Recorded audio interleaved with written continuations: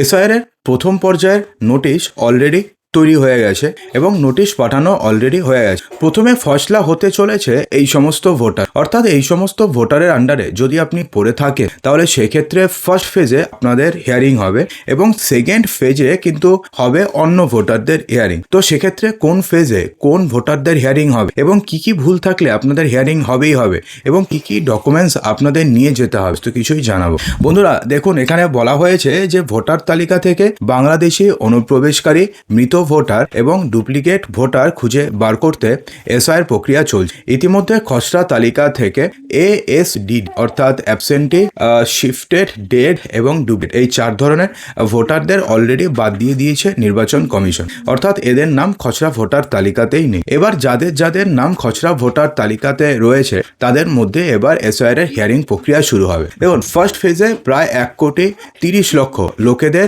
ডেটাতে গরমিল পাওয়া গেছে। এই গরমিলের মধ্যে কি রয়েছে, ধরুন অনেকে রয়েছেন যাদের নাম 2002 সালের ভোটার লিস্টে অন্য ছিল, 2025-এর ভোটার লিস্টে অন্য হয়েছে। তো এই ধরনের ভোটারও কিছু রয়েছে। এমন কিছু ভোটার রয়েছে যাদের ধরুন যাদের আত্মীয়দের দিয়ে ম্যাপিং করেছেন, ধরুন বাবার নাম দিয়ে অথবা মার নাম দিয়ে অথবা ঠাকুমা অথবা ঠাকুরদার নাম দিয়ে ম্যাপিং করিয়েছেন, তাদের নামের মধ্যে গরমিল রয়েছে। অর্থাৎ 2002-এর লিস্টে যার নাম ছিল 2025-এর লিস্টের নামের কিন্তু গরমিল রয়েছে। তো এই সমস্ত ভোটারদের সন্দেহ তালিকা রয়েছে। এছাড়াও অনেকে রয়েছেন যাদের ধরুন বাবা এবং ছেলে বা মেয়ের মধ্যে এজের ডিফারেন্স মাত্র 6 বছর কিংবা 7 বছর, ঠিক আছে। তো এই সমস্ত ভোটারদেরও হিয়ারিং এ ডাকা হবে। এছাড়া যে সমস্ত ভোটার রয়েছেন যারা নো ম্যাপিং এর মধ্যে রয়েছে, অর্থাৎ যাদের নাম 2002 সালের ভোটার লিস্টেও নেই এবং যাদের বাবা মা ঠাকুরদা অথবা ঠাকুমা কারোর নাম 2002 সালের ভোটার লিস্টে নেই, তো এই ধরনের ভোটাররাও কিন্তু সন্দেহ তালিকায় রয়েছে এবং এই ধরনের ভোটার পশ্চিমবঙ্গে রয়েছে প্রায় 30 লক্ষ। দেখুন, তো সেক্ষেত্রে এবার যে সমস্ত ভোটার নো ম্যাপিং এ রয়েছেন, অর্থাৎ যে সমস্ত ভোটার তার নিজের বা নিকটাত্মীয় কারোর নাম 2002 এর তালিকায় দেখাতেই পারেননি বা ম্যাচ করাতে পারেননি, এমন 30 লক্ষ ভোটারদের রয়েছে, তাদের সকলকেই ফার্স্ট ফেজে হিয়ারিং এ ডাকা হচ্ছে। অর্থাৎ ফার্স্ট ফেজে যে সমস্ত ভোটাররা নো ম্যাপিং এর আওতায় রয়েছে, অর্থাৎ যারা নিজেদের নাম 2002 সালের ভোটার লিস্টে দেখাতে পারেননি এবং নিকট আত্মীয় স্বজনের কারোর নাম 2002 সালের ভোটার লিস্টে দেখাতে পারেননি, তাদেরকে ফার্স্ট ফেজে হিয়ারিং এ ডাকা হবে। কমিশন সূত্রে দাবি করা হয়েছে প্রায় 1,67,00,000 ভোটারের দেওয়া তথ্যের সঙ্গে অসঙ্গতি ধরা পড়েছে।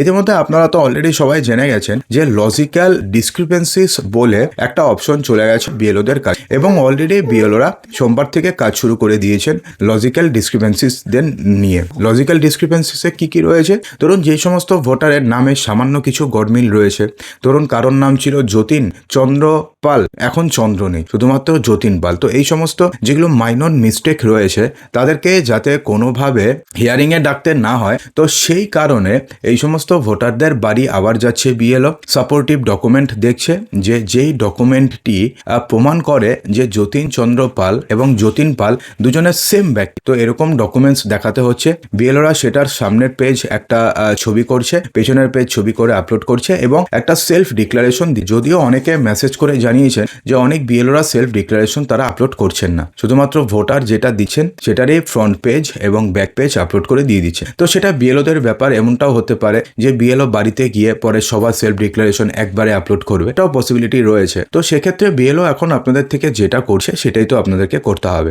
তো এই ধরনের যেগুলো মাইনর মিস্টেক্স রয়েছে, বড় মিস্টেক নয়, ধরুন কারোর নাম রয়েছে যতীন চন্দ্র পাল, তো সেটা 2002 এর লিস্টে 2025-এর লিস্টে হয়ে গেছে রতীন চন্দ্র, এটা তো পুরো নামেরই গরমিল। তো এই ধরনের ভুল হলে কিন্তু সেক্ষেত্রে আপনাদের হিয়ারিং এ ডাকবে এবং সেক্ষেত্রে ডাকবে হচ্ছে সেকেন্ড ফেজে। ফার্স্ট ফেজে আপনাদেরকে ডাকবে, সেকেন্ড ফেজে আপনাদেরকে ডাকবে হিয়ারিং এর জন্য। যে সমস্ত ভোটারদের বিএলওরা যাওয়ার পরেও তারা কোনো রকম ভাবে সদুত্তর পায়নি অথবা তারা কোনো রকম ভাবে স্যাটিসফাইড হয়নি যে 2002 এর লিস্টের সাথে 2025-এর লিস্টে যে ব্যক্তি রয়েছেন দুজনের সেম ব্যক্তি, বিএলও যদি স্যাটিসফাইড হয়ে যায় তাহলে সেক্ষেত্রে তো আপনাদের আর হিয়ারিং এ ডাকবে না, সেক্ষেত্রে পুরো রেসপন্সিবিলিটি বিএলওদের কাছে। কিন্তু বিএলও যদি স্যাটিসফাইড না হন সেক্ষেত্রে সেকেন্ড ফেজে আপনাদেরকে হিয়ারিং এ ডাকবে এবং থার্ড ফেজে ডাকা হবে ধরুন যে সমস্ত ভোটারদের ধরুন জেন্ডারে ভুল আছে অথবা যে সমস্ত ভোটারদের বাবার বা ছেলেদের সঙ্গে বয়সের পার্থক্য মাত্র 6-7 বছর, যে সমস্ত ভোটারদের ঠাকুমা ঠাকুরদার সাথে বয়সের পার্থক্য 50 ইয়ার্সের বেশি, অথবা যে সমস্ত ভোটারের 45 বছর বয়স হয়ে গেছে কিন্তু তা সত্ত্বেও 2002 সালের লিস্টে ওই সমস্ত ভোটারদের নামই নেই। তো কেন নেই, তো সেই সমস্ত ভোটারদের কাছেও আপাতত যাচ্ছে পাচ্ছে বিএলও, যদি বিএলওদেরকে কোনো সন্তোষজনক উত্তর দিতে পারে তাহলে পরে সেই সমস্ত ভোটারদের আর হিয়ারিংয়ে ডাকবে না। কিন্তু যদি বিএলওদের সন্তোষজনক উত্তর দিতে না পারে তাহলে এই সমস্ত ভোটারদেরও কিন্তু আরও একবার হিয়ারিংয়ে যেতে হবে, এবং সেটা হবে খুব সম্ভবত থার্ড ফেজে এই সমস্ত ভোটারদের হিয়ারিং হবে। তো সেক্ষেত্রে হিয়ারিংয়ের নোটিশ দুটো হচ্ছে। হিয়ারিংয়ের নোটিশ নর্মালি আপনি বাংলাতেই পাবেন। তো দুটো নোটিশের মধ্যে একটি নোটিশ কি হচ্ছে, বিএলওরা আপনাদেরকে দিয়ে যাবেন, অর্থাৎ ভোটারকে দিয়ে যাবেন, এবং সেকেন্ড যে নোটিশ রয়েছে সেটা বিএলওরা ভোটারদের থেকে সই করিয়ে নিজেদের কাছে রেখে দেবে, এবং যাতে বিএলওরা প্রমাণ করতে পারে যে ভোটারদেরকে নির্দিষ্ট দিনে হিয়ারিংয়ের নোটিশ দেওয়া হয়েছে, যাতে ভোটাররা কোনোভাবে অস্বীকার করতে না পারে। সেজন্য ভোটার ওখানে সিগনেচার করে নিজেদের কাছে রেখে দেবেন, এবং ওই হিয়ারিং ফর্ম নিয়ে তারা এসডিও অফিস অথবা বিডিও অফিস অথবা ডিএম অফিসে যাবেন, যেখানে আপনাদেরকে যেতে বলবে। আর আরেকটা হচ্ছে নিজেদের কাছে বিএলওরা রেখে দেবেন। তো ঠিক আছে, তো এবার কি ডকুমেন্টস আপনাদেরকে নিতে হবে? দেখুন, এখানে নির্বাচন কমিশন কিন্তু স্পষ্টভাবে বলে দিয়েছে যে আধার কার্ড সহ যে 11টি ডকুমেন্টসের কথা বলা হচ্ছে, যেমন পাসপোর্ট, মাধ্যমিক পাস সার্টিফিকেট, যদি আপনি কেন্দ্রীয় সরকারি কর্মচারী অথবা রাজ্য সরকারি কর্মচারী হয়ে থাকেন তাহলে তারা যে আপনাকে একটা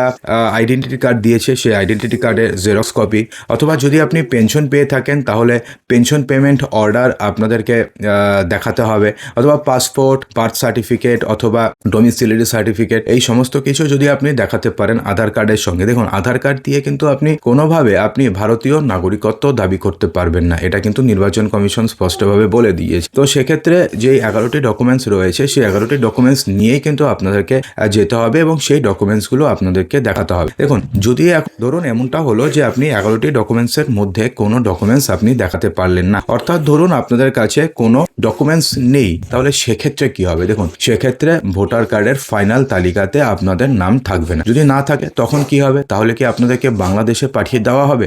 তার উত্তর হচ্ছে একবারেই নয়। আপনার নাম যদি ফাইনাল লিস্টে না থাকে তাহলে আপনি আবার ফর্ম 6 পূরণ করতে পারবেন, এবং পূরণ করে আবার নতুন করে ভোটার কার্ডের জন্য আবেদন করতে পারবেন। কিন্তু তখনও আপনাদেরকে 2002 এর সাথে লিঙ্ক দেখাতেই হবে। অর্থাৎ এমনটি নয় যে আপনি এবার উঠলো না, আপনি আবার অ্যাপ্লাই করলেন, আপনার নামে নতুন ভোটার কার্ড ইস্যু হয়ে গেল, তেমনটা হবে না। কি হবে? আপনাদেরকে 2002 সালের ভোটার লিস্টের সাথে লিঙ্ক দেখাতে হবে। দেখুন, 32 লক্ষ আনম্যাপের মধ্যে 20 লক্ষকে শুনানির নোটিশ পাঠানো হচ্ছে। শুনানির জন্য 22 লক্ষ নোটিশ পাঠানোর প্রস্তুতি অলরেডি নিয়ে ফেলেছে কমিশন।